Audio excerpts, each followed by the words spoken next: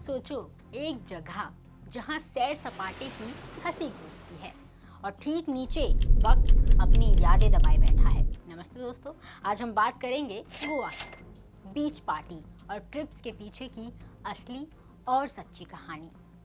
जब गोवा सिर्फ गोमांतक था, बहुत पहले, जब होटल नहीं थे, रिजॉर्ट नहीं थे, सेल्फी पॉइंट नहीं थे, तब यह जगह कहलाती थी गोमांतक।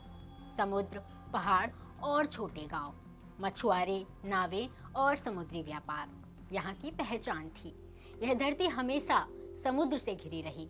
मौर्य साम्राज्य, सातवाहन और कंदव वंशों का यहाँ राज रहा। 10वीं सदी में कंदव वंश ने गोवा को एक बड़ा व्यापारिक बंदरगाह बनाया। अरब व्यापारी मसाले और घोड़े लेने आते थे, यानी गोवा हमेशा से इंटरनेशनल रहा है, टूरिज्म से पहले भी। फिर आए विदेशी जहाज और बदल गई किस्मत।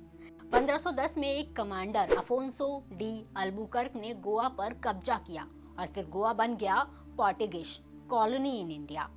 इसके बाद बड़ी चर्चें बनी, किले बने, यूरोप जैसा आर्किटेक्चर आया, लेकिन इसके साथ आया नियंत्रण, नियम और दबाव। लोगों की जिंदगी बदलने लगी। आज जिसे हम ओल्ड गोवा कहते हैं, वो कभी राजधानी हुआ करता था। बेलिसिका ऑफ बॉम जीसस और सी कैथेड्रल ये सिर्फ चर्च नहीं, कॉलोनियल पावर की निशानियां हैं। धर्म परिवर्तन और गोवा इंक्विजिशन। 1560 में शुरू हुई गोवा इंक्विजिशन। लोगों पर दबाव डाला गया कि वे अपना धर्म बदलें। कई मंदिर तोड़े गए, कई परिवारों ने पहचान छुपाकर जिंदगी जी। इसलिए आज गोवा में चर्च और मंदिर दोनों साथ दिखते हैं। ये सिर्फ आर्किटेक्चर नहीं, इतिहास की परछाइयां हैं।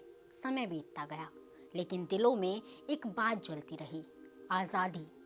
लोगों ने विरोध किया, आवाज उठाई और पूरे भारत के साथ साथ गोवा में भी छोटे छोटे आंदोलन हुए। 1947 में भारत आज़ाद हुआ, पर गोवा अभी भी नहीं। यहाँ के लोग पूछ रहे थे, हम कब आज़ाद होंगे? फिर आया वो दिन जिसने इतिहास बदल दिया। 19 दिसंबर 1961 इंडियन आर्म फोर्सेस ने शुरू किया ऑपरेशन विजय। सिर्फ 48 घंटे और 450 साल पुराना विदेशी राज खत्म हुआ। गोवा बना इंडिया का हिस्सा और इस दिन गोवा को कहा गया गोवा लिबरेशन डे। गोवा का अलग कल्चर। गोवा का कल्चर अलग इसलिए है क्योंकि यहाँ शादी, खाना, संगीत सब में यूरोप और भारत की मिलावट है। यहाँ की ट्रेडिशनल म्यूजिक मंडो और डुलपोड है। खाने में विंडालो और सोरेपोटल ये डिशेस हैं। यही वजह है कि गोवा विदेशी नहीं लगता और पूरी तरह देसी भी नहीं लगता। ये दो दुनियाओं के बीच की पहचान है आज का गोवा। आज गोवा पार्टी डेस्टिनेशन है, लेकिन टूरिज्म ने कुछ मुश्किलें भी दी हैं, जैसे प्लास्टिक पॉल्यूशन, लोकल लोगों के लिए महंगी ज़मीन, ट्रेडिशनल कल्चर फेड हुआ। गोवा खुश दिखता है पर अंदर से थक भी रहा है। सवाल ये है, क्या हम गोवा को एंजॉय कर रहे हैं या इस्तेमाल? आज आप जो गोवा देखते हैं वो सिर्फ बीच नहीं है। यहाँ है nature, history, unique food, funky music और अपना खुद का कल्चर और एक अलग पहचान।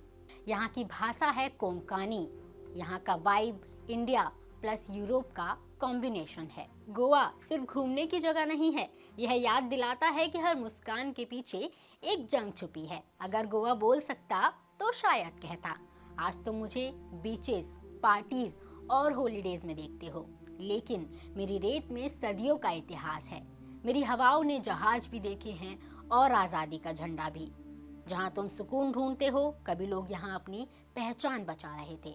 इसलिए जब आओ तो एंजॉय करो, पर मुझे थोड़ा समझो भी, क्योंकि मैं सिर्फ जगह नहीं, मैं समय हूँ जो अपने इतिहास से बताता हूँ कि सुकून की कीमत हमेशा संघर्ष से चुकाई जाती है।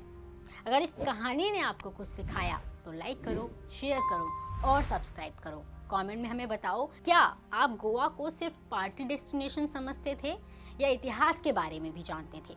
और अगर पहली बार गोवा जाओ तो कौन सी जगह आप देखना चाहोगे, बीचेस या ओल्ड गोवा?